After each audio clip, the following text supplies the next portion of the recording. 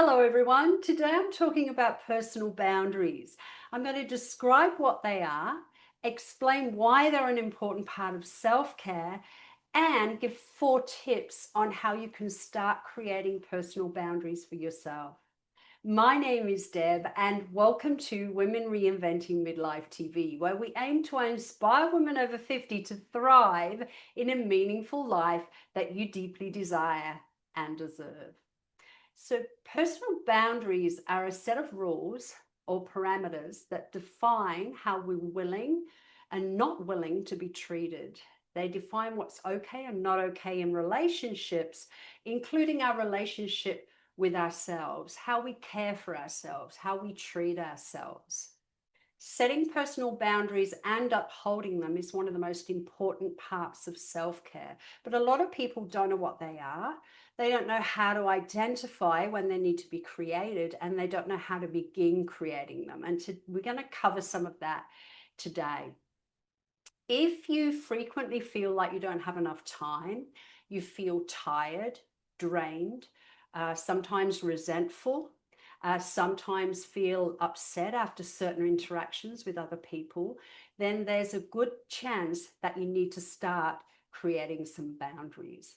Now, if we don't create boundaries, it can create problems in our relationships.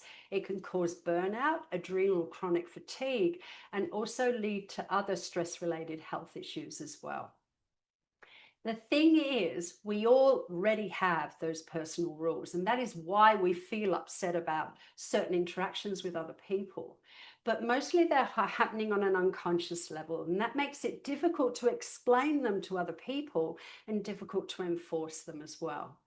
When we bring conscious awareness to them, it helps us communicate them clearly, and it helps us to uphold them as well. It also helps the other people know what they're meant to do and not meant to do. Now, what I want to say here, and this is really important, setting and upholding personal boundaries, it is not selfish. It is not self-centered, and it doesn't mean that you don't care about other people. What it does mean is that you care about your own health and well-being.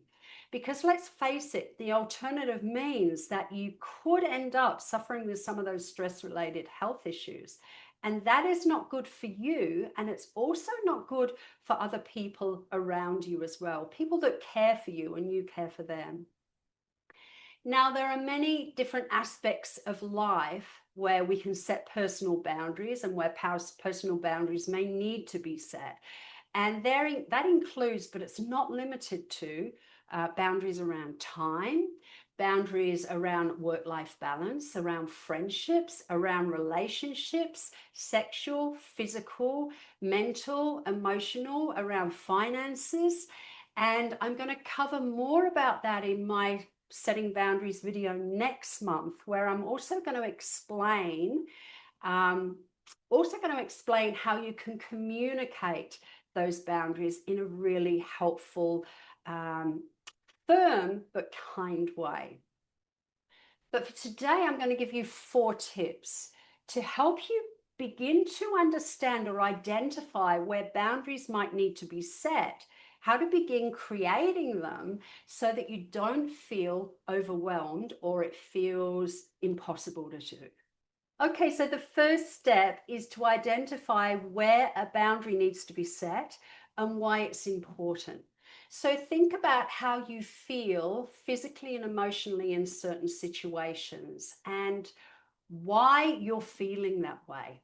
So for example, and there are many other examples, this is just one. Say you have a friend who often turns up on your doorstep unannounced for a social catch-up, and you're not able to do something you had planned. It's not that you're not pleased to see the person, it's just that you had something really important planned and you're not able to do it, or you're not able to look after yourself in the way that you want to. Maybe you feel pressured, maybe you feel overwhelmed, maybe you feel panicky after the person's left because you don't have enough time to do the thing that you intended to do.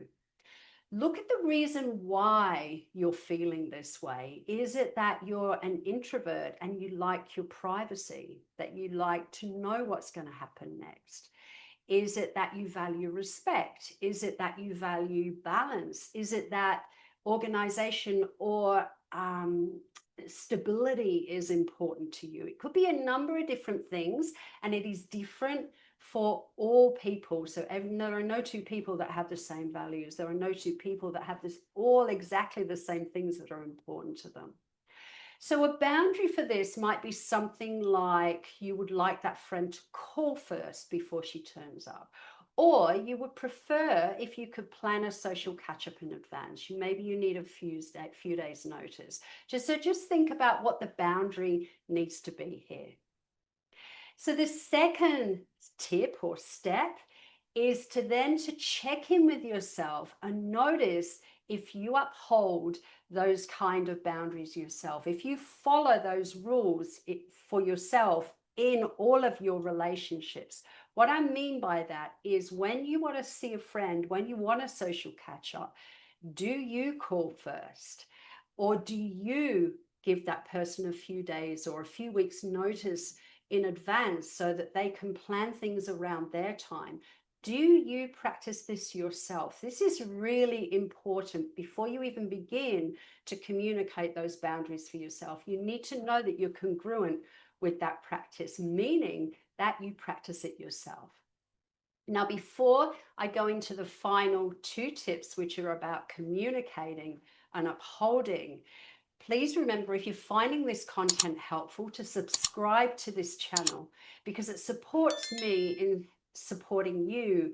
And I'd love to hear your comments as well, and if you have any questions. And the third step is to communicate those boundaries where needed.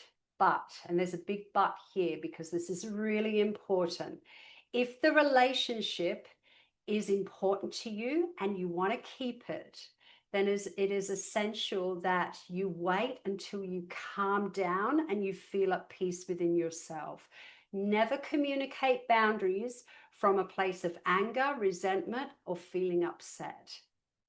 It is important that boundaries are communicated firmly, but they also need to be communicated gently and kindly as well. And you're not able to do that when you're feeling upset or angry, no matter how much you try to put a face on it. Now, remember that this person is probably important to you just as much as you are to them as well. Now, if we look at the example that I gave you of someone repeatedly turning up on your doorstep unannounced, now they obviously care about you and they like you enough to want to spend time with you. And if that relationship is important to you, then it is important that you communicate your boundaries firmly, but also with love from the heart. And I'm going to be giving you more tips on how to do that in my personal boundaries video next month. And lastly, tip number four is to make sure that you uphold those boundaries, meaning you stick to them. Now, it takes time for behavior change to become automatic. It is not an easy thing to do.